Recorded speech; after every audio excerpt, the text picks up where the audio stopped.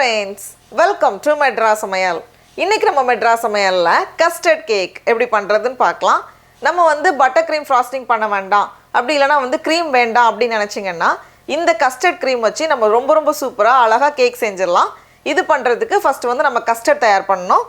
அதுக்கு நான் இன்னைக்கு வந்து 2 கப் தண்ணி சேர்க்காத கெட்டியான பால் எடுத்துர்க்கேன். இது வந்து 1/2 லிட்டர் பால். இது வந்து 2 கப் பால். இதில இருந்து 1.25 கப் போல panல மாத்திக்கோங்க. மீதி ஒரு 1/4 கப் மட்டும் நான் தனியா வச்சிருக்கேன். இப்போ இது கூட 1/2 கப் சர்க்கரை, இது வந்து 100 கிராம் சேர்த்துட்டு நல்லா கலந்து விட்டுறலாம். பால் கொதிக்கட்டும். நம்ம தனியா ஒரு 1/4 கப் எடுத்து வச்சிருந்தோம்ல, அந்த பால் கூட 1/4 கப் கஸ்டர்ட் பவுடர் சேர்த்துக்கோங்க. 4 டேபிள் ஸ்பூன் கஸ்டர்ட் பவுடர். இது வந்து நம்ம சூப்பர் மார்க்கெட்ஸ்ல வாங்க கிடைக்கும். கஸ்டர்ட் பவுடர்னு இருக்கும்.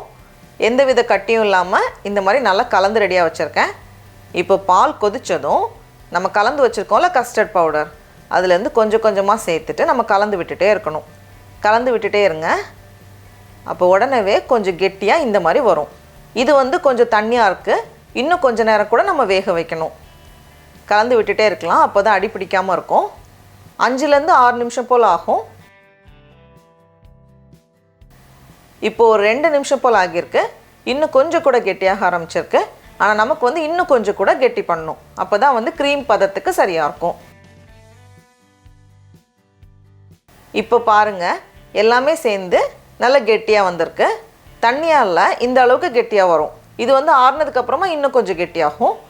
அதனால இந்த ஸ்டேஜ்ல நம்ம ஸ்டவ் ஆஃப் பண்ணிட்டு இது கூடவே ரொம்ப கொஞ்சமா ஒரு சிட்டிகை போல உப்பு, கூடவே 2 டேபிள் ஸ்பூன் வெண்ணெய் எடுத்துர்க்கேன். வெண்ணெய் சேர்க்க வேண்டாம்னு நினைச்சீங்கன்னா நம்ம நெய் கூட சேர்த்துக்கலாம். 2 டேபிள் ஸ்பூன் நெய் இல்லனா வெண்ணெய். இந்த சூட்லயே வந்து அந்த நெய் இல்லனா வெண்ணெய் வந்து உருகிரும். நல்லா கலந்தாச்சு. இப்போ இத வந்து ஒரு பாத்திரத்துல மாத்தி வச்சிரலாம். இப்போ பார்க்கறப்போ கொஞ்சம் கூட ஜெல்லி மாதிரி இருக்கு. ஆனா ஆறுனதுக்கு அப்புறமா இன்னும் கொஞ்சம் கெட்டியாகும். கரெக்ட்டா வரும். ஃப்ரிட்ஜ்ல வைக்கிறதுனால ஓகே, அப்படி இல்லனா வெளிய வச்சாலும் நல்ல கெட்டியா வந்துரும்.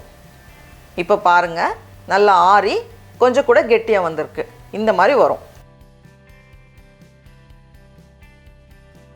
கஸ்டர்ட் ரெடியா இருக்கு. அடுத்து நமக்கு வந்து கேக் வேணும். நம்ம வந்து என்ன கேக் வேணாலும் நம்ம வந்து பேஸா யூஸ் பண்ணலாம். நம்ம ஏற்கனவே நிறைய கேக் ரெசிபீஸ் நம்ம மெட்ராஸ் சமையல்ல பண்ணியிருக்கோம். அதுல இருந்து எது வேணாலும் நம்ம எடுத்துக்கலாம். எக்லெஸ் கேக் பண்றதுக்கு ஒரு மிக்சிங் பவுல்ல 1/2 கப் புளிப்பில்லாத தயிர், கூடவே 1/2 கப் எண்ணெய், 3/4 கப் பால், 1 கப் சர்க்கரை, 1 டீஸ்பூன் வெனிலா எக்ஸ்ட்ராக்ட் சேர்த்துட்டு ஒரு வாட்டி நல்லா கலந்ததுக்கு அப்புறமா இதுல 2 கப் மைதா மாவு, இது வந்து 250 கிராம், கூடவே 2 teaspoon baking powder, 1/4 teaspoon baking soda உப்பு, கடைசியா ரொம்ப கொஞ்சமா உப்பு சேர்த்துட்டு நல்லா சலிச்சிட்டு உள்ள சேர்த்துடலாம். எல்லாத்தையும் சலிச்சதுக்கு அப்புறமா இதை நம்ம வந்து நல்லா கலந்து விட்டுறணும். அவ்வளோதான், கேக் மாவு ரெடியா இருக்கு. நம்ம எந்த கேக் ரெசிபி வேணாலும் நம்ம வந்து ஃபாலோ பண்ணிக்கலாம். நான் இன்னைக்கு வந்து 7 இன்ச் பேன் எடுத்துர்க்கேன். எல்லாத்தையும் உள்ள சேர்த்துட்டு 350 டிகிரி ஃபாரன்ஹீட் இல்லனா 175 டிகிரி செல்சியஸ்ல 40 ல இருந்து 42 நிமிஷம் போல ஆகும். அவன்ல இருந்து கேக்க வெளிய எடுத்தாச்சு. கஸ்டர்டும் கேக்கும் ரெடியா இருக்கு. நடுவுல வைக்கிறதுக்காக ஒரு சின்ன சுகர் சிரப் நம்ம தயார் பண்ணனும். இது பண்றதுக்கு ஒரு panல 3 டேபிள் ஸ்பூன் சர்க்கரை சேர்த்துக்கோங்க. கூடவே 3 டேபிள் ஸ்பூன் தண்ணி சேர்த்துட்டு பதம் எதுவுமே தேவையில்ல. சர்க்கரை கரைஞ்சி ஒரு வாட்டி கொதிச்சாலே போதும்.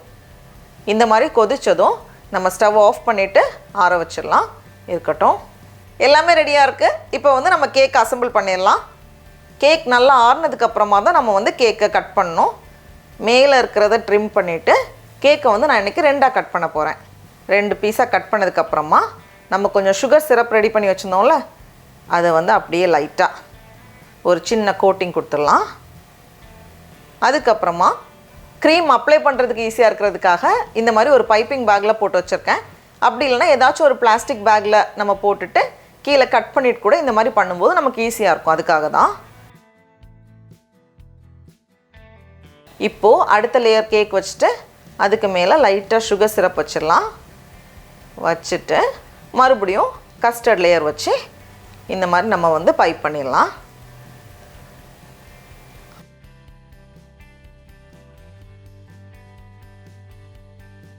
ஸ்மூத் பண்ணதுக்கு அப்புறமா நான் வந்து டிப்பை மாற்றிட்டு ஒரு சின்ன டிசைன், ரொம்ப நம்ம வந்து க்ரீம் இல்லை வந்து பட்டர் க்ரீம் வச்சு பண்ணுற மாதிரி நமக்கு வந்து டிசைன் பண்ண முடியாது. இது வந்து அதை விட கொஞ்சம் சாஃப்டாக தான் இருக்கும். அதனால் லைட்டாக இந்த மாதிரி பண்ணியிருக்கேன். அங்கங்கே ஒரு செர்ரி பழம், அவ்வளோதான் நம்மளோட கேக் ரெடியாக இருக்குது.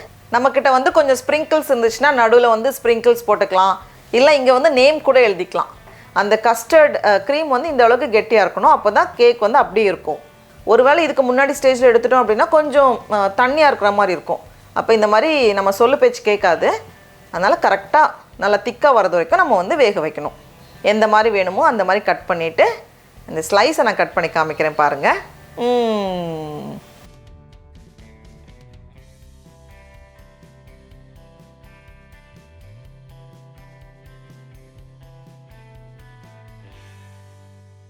டடா, நம்மளோட கஸ்டர்ட் கேக் ரொம்ப ஈஸியாக அழகாக தயாராகிடுச்சு. நம்ம வந்து ரொம்ப பட்டர் யூஸ் பண்ணாமல் க்ரீம் எல்லாம் யூஸ் பண்ணாமல் இந்த மாதிரி ஈஸியாக பண்ணிடலாம். ரொம்ப நல்லாயிருக்கும். அந்த டெக்ஸ்சர் அந்த இதெல்லாம் நல்லாயிருக்கும். ரொம்ப நல்லாயிருக்கு. நீங்களும் கண்டிப்பாக இந்த கேக்கை வீட்டில் செஞ்சு பாருங்கள். உங்களுக்கு இந்த வீடியோ பிடிச்சிருந்துச்சுன்னா மெட்ராஸ் சமையலுக்கு சப்ஸ்கிரைப் பண்ணுங்கள். நாவின் சுவையரம்புகள் மலரட்டும்.